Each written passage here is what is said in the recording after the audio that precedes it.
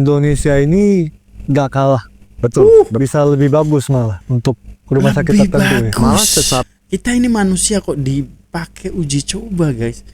Sedih banget dong ya. Bahkan orang Singapura sendiri memilih ke Malaysia dibandingkan di negaranya, walaupun negaranya canggih. Tapi Nah, kalau di Indonesia itu kita suka dapat surprise tau. ini Kita ngomong di Ini. 2 juta. ternyata ngeri banget ya. Ini jadi lahan bisnis. Dengan Indonesia itu separuh lebih murah dan tidak ada kata surprise.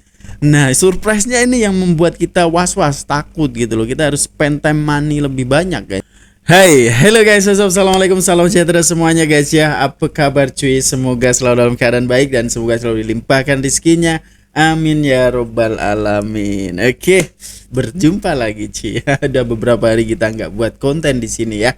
Oke, ini mengenai tentang kenapa alasannya banyak sekali masyarakat Indonesia ini yang memilih Malaysia daripada di Indonesia cuy. Padahal ini di Indonesia juga banyak dan fasilitas pasti juga bagus-bagus gitu loh. Tapi konon cerita nih, untuk pelayanannya itu kurang mengenakan cuy. Tapi kalau di Malaysia itu pelayannya number one. Nah, sebab itu ramai nih orang-orang masyarakat yang mempunyai dana lebih ataupun pengen fasilitas yang bagus, pelayanan bagus itu memilih di Malaysia guys. Jadi kalian pasti penasaran dan aku juga penasaran banget nih. Link ada di description ya jika kalian mau nonton videonya langsung. Oke. Ternyata ini alasan orang Indonesia milih Malaysia aja ya. Apa itu? Mari kita sama-sama saksikan. Bismillah and play.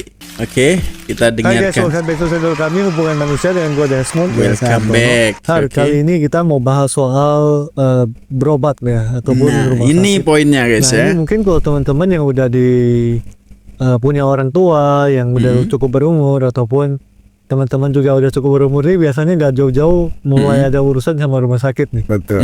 Mulai temenan sama dokter. Iya, mulai udah ternyata rumah sakit tuh kayak gini, biayanya kayak gini. Kalau Oke. pakai asuransi kayak gini dan lain-lain gitu.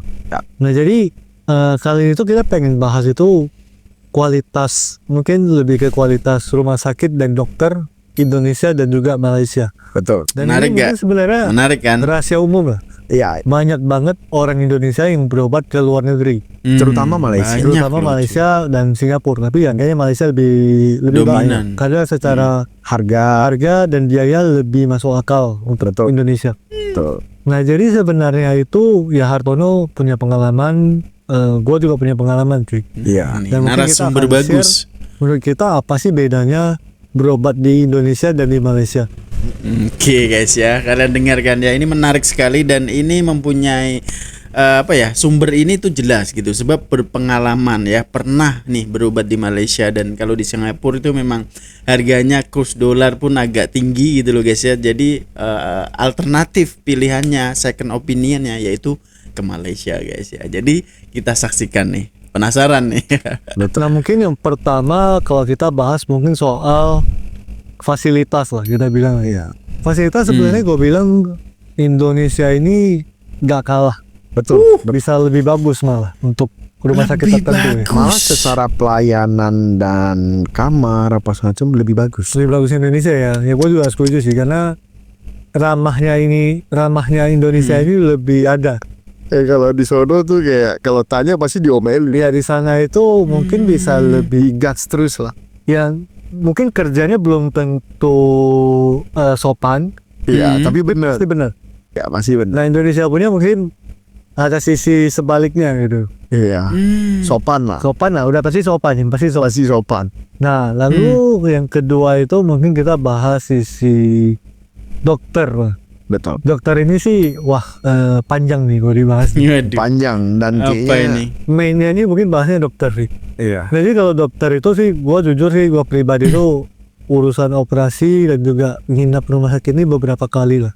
Walaupun bukan sesuatu yang serius, tapi untuk tindakan apa-apa memang gue ada pengalaman. Betul. Nah, kalau sebenarnya dari pengalaman gue ya, Indonesia ini paling penting itu ketemu dokter yang tepat. Bener banget. Lu harus Itu benar-benar dia. cari Baik, mantap. rekomendasi kalau bisa tuh ya orang dalam gitu, kayak maksudnya orang yang di dalam Orang bidang dalam. ini.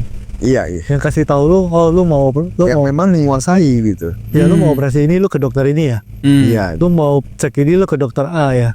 Jangan salah Karena dokter kalau lah ya. lu asal random pilih, dari pengalaman gua kebanyakan Zo. Iya. Kayak kan nggak tuntas. Iya kebanyakan nggak tuntas aja gitu loh. Biasanya Jauh guys ya, ternyata pelayanan dokter di Indonesia nggak tuntas cuy. Beda sama yang ada di Malaysia guys. Waduh. Jadi untuk poin pertama tadi ya, ternyata nih fasilitas itu Indonesia bagus. Semuanya bagus dan keramahannya juga bagus. Tapi yang penting ketemu dokter yang bener aja lah. Itu yang sulit guys ya. Oke, lanjut.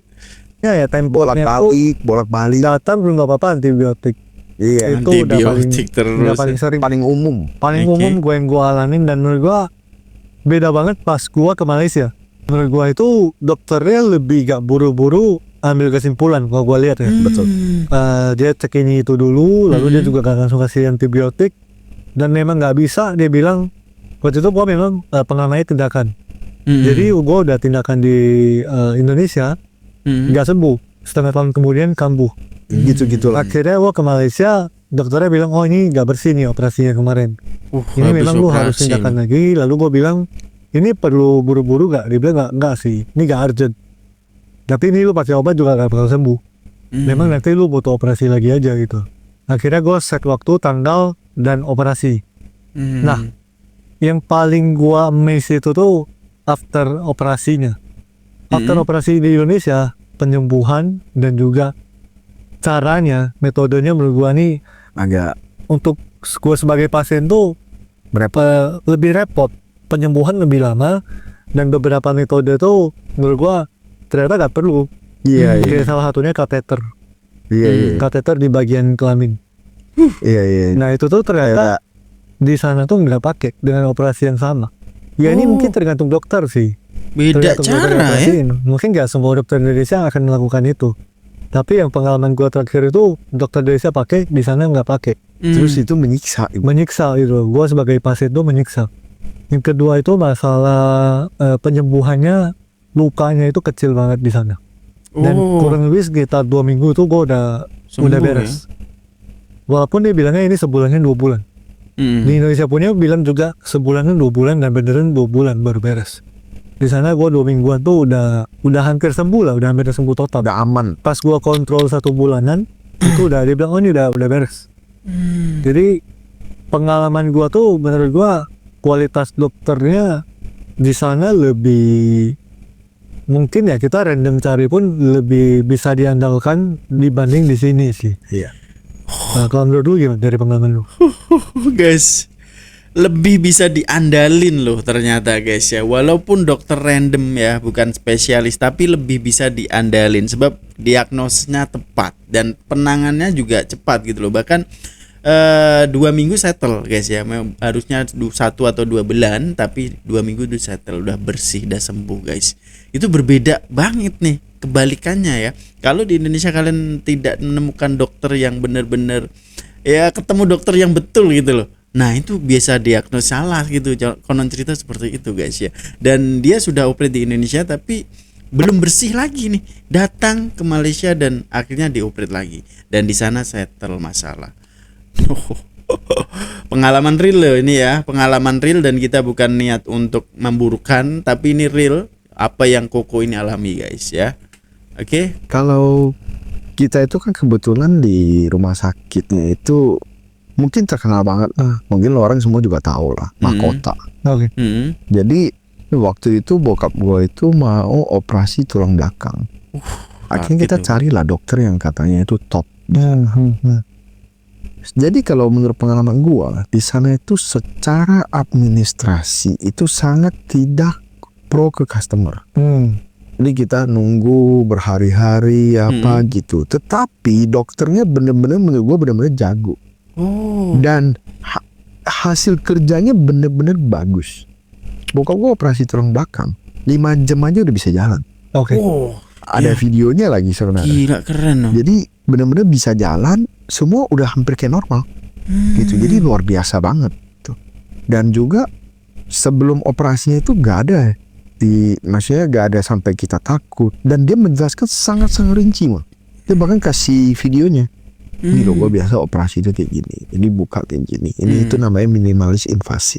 Gue semua itu pakai mikroskop dan semua pakai alat yang sangat kecil gitu loh. Jadi lu punya luka itu sebenarnya hampir bisa dibilang cuma 2 cm.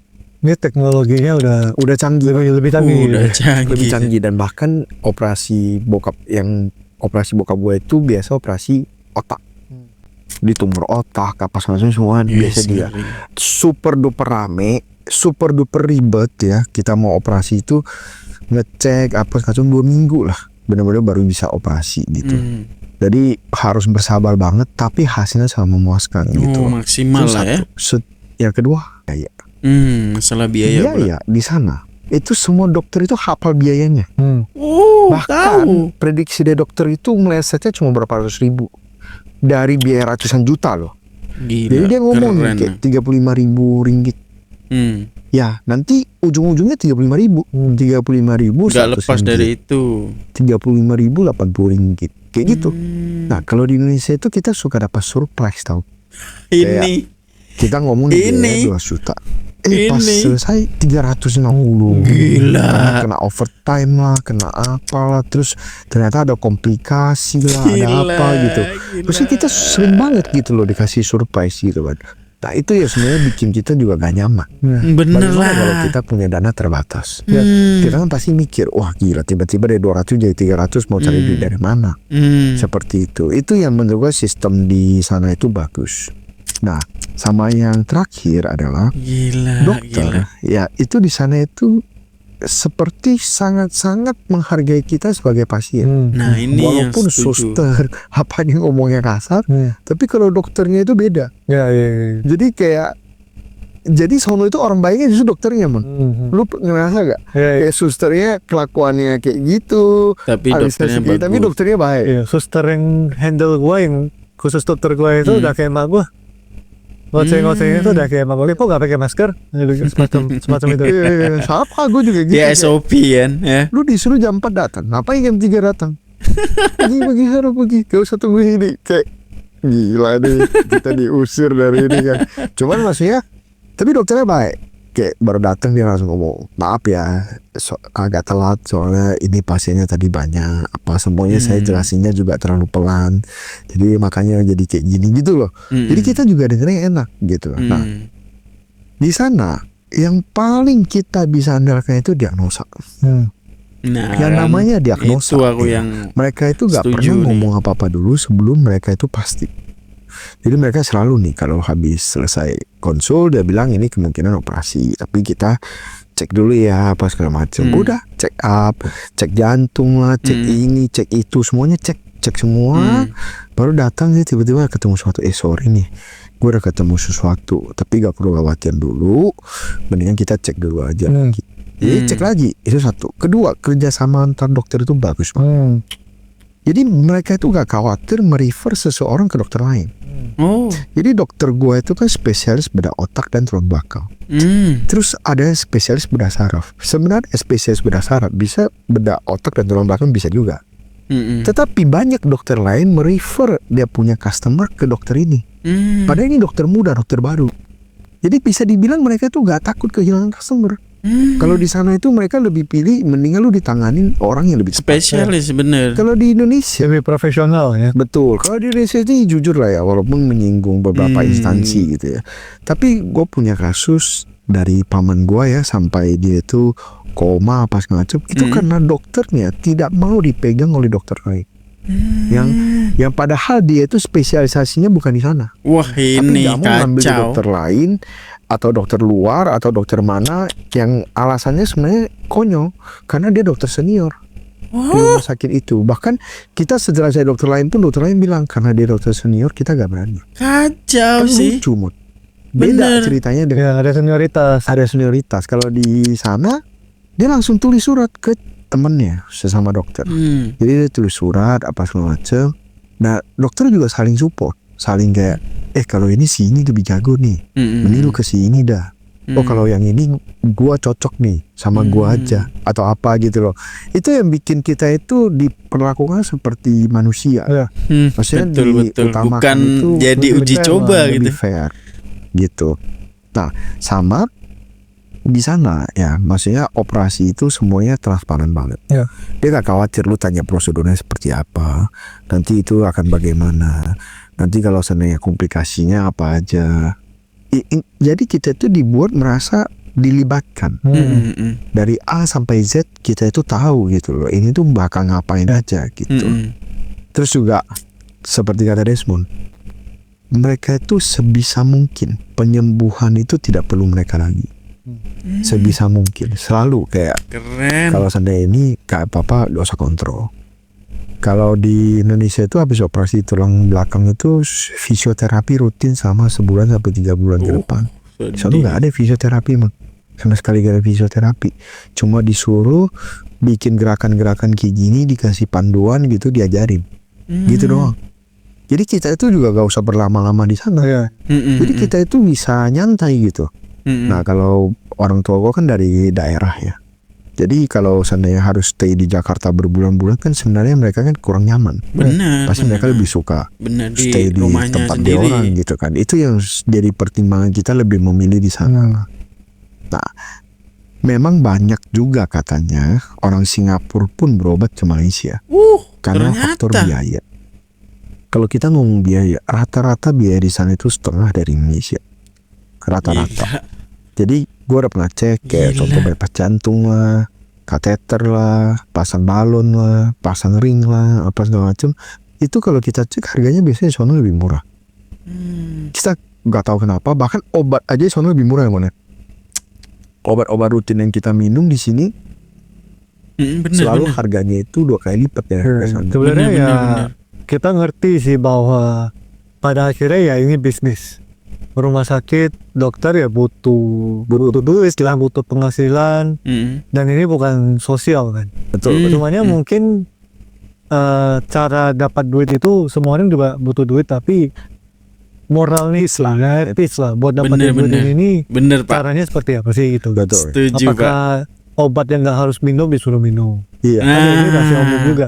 Betul. Itu yang kacau sales nih. obat datang ke dokter, tawarin ya dokter, maksudnya resepin terus apa ya, ini mungkin teman-teman pada dengar juga sih. Iya. Parah sih ini. Gue dari orang, dia kebetulan tuh waktu itu salah satu calon klien kami. Nah, Dia jelasin soal, jadi dia itu lebih ke mainnya itu alat yang lu tau kan yang ada tabung yang masukin. Ntar ya langsung iya. Dia lebih ke situ. Nah, Kalau dia bilang ke gua sih, Malaysia itu sistemnya kayaknya pinjem lapak, kayak sewa lapak.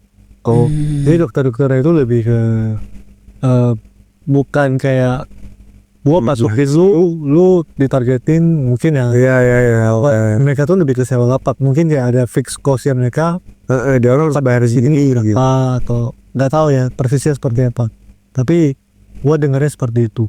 Atau nggak semua rumah sakit kayak gitu juga mungkin. Iya. Tapi kira-kira mungkin kayak gitu sih. Ya kira-kira gitulah ya. Oke, jadi itu aja lah ya soal rumah sakit Indonesia dan juga Malaysia. Nah teman-teman ada pengalaman nggak Parah pernah sih. berobat keluar ataupun di Indonesia? Coba share di komen dari pengalaman kalian itu seperti apa sih. Itu dulu, jangan lupa di like, di subscribe, dan di share ke teman kalian. Oke guys ya. Oke, Koko ini tuh sudah mengalami dan pernah nih berobat di Indonesia, di Malaysia juga pernah. Dan ternyata cuy ya, ini aku yang nggak sukanya ini kebanyakan orang nih dapat surprise-nya ini loh. Surprise yang awal mula kisaran 100 ke ya, tiba-tiba setelah bill sampai jadi 300. Gila gak tuh? Ya kalau orang berduit, beruang nggak masalah. Semua itu nggak masalah demi kesembuhan gitu loh. Tapi yang nggak punya cuy, gimana? Apa nggak jual semua apa yang ada guys? Ternyata ngeri banget ya. Ini jadi lahan bisnis boleh dikatakan guys ya. Tapi ya harus ya semua orang butuh duit. Tapi caranya itu loh ya. Itu yang bisa kita apa ya guys ya, boleh dikatakan kok sampai hati gitu ya. Bahkan ada dokter nih yang bukan spesialisnya juga diambil ya, daripada dilempar ke dokter lain. Nah, aku buat aja sendiri. Nah, kita ini manusia loh ya. Kita ini manusia kok dipakai uji coba guys. Sedih banget dong ya. Dan ternyata diagnos di Indonesia itu kebanyakan ya seperti itu ya, nerawang gitu, bukan jelas. Tapi kalau di Malaysia sebelum datanya fix ya, chat laboratnya fix, semuanya dibaca, dia belum bisa ngomong gitu, belum bisa bercerita bahwa ini penyakit Anda, belum bisa. Tapi di sini, aduh, masya Allah guys ya, sebab ini pengalaman loh ya. Bahkan dengan obat-obatan yang mahal ya, itu memang bener lah. Ini pengalaman bapak aku sendiri guys ya. Dia kan ada tensi, gula tinggi, gula darah tinggi gitu ya. Di sini belinya tuh mahal banget, kisaran berapa ratus ribu gitu lah, hampir 700 ke 800. Tapi kalau di Malaysia cuma berapa ringgit doang. Itu obat itu aja guys ya, belum lain-lainnya lagi. Ternyata memang Malaysia ini dikontrol ya, dan medical tourism ini juga dikontrol, disupport oleh pemerintah. Sebab itu ramai yang kenal, bahkan orang Singapura sendiri memilih ke Malaysia dibandingkan di negaranya, walaupun negaranya canggih. Tapi ya itu tadi guys ya, dengan tarif harga yang menurut Koko ini aja guys ya, dengan Indonesia itu separuh lebih murah dan tidak ada kata surprise. Nah, surprise-nya ini yang membuat kita was-was, takut gitu loh. Kita harus spend time money lebih banyak guys ya. Dan dokternya bilang segini ya segini gitu, tidak akan naik, ataupun naik pun selisihnya ya. Kalaupun harga 80.000 gitu ya, nanti 80.100 gitu ya, selisihnya cuma segitu doang. Jadi prediksi dokter ini bukan hanya tentang penyakitnya, bahkan tentang biayanya pun mantap, top gitu loh. Gak ada kata biaya-biaya lain, overstay dan lain sebagainya. Kan ngeri banget guys ya. Duh, sedih lah kalau menurut ini ya guys ya. Oke, kita coba tengok nih ini ya, komenan di sini nih ya. 2 tahun saya operasi di Johor RS Regency di Indo, minum obat terus, tidak ada penyelesaian. Setelah diagnos di Johor, saya kena saraf 2 tangan dan kaki kesemutan, sakit dan hampir tidak bisa bergerak. Saya, dokter dan anak saya sama-sama diajak menganalisa hasil MRI dan analis lain.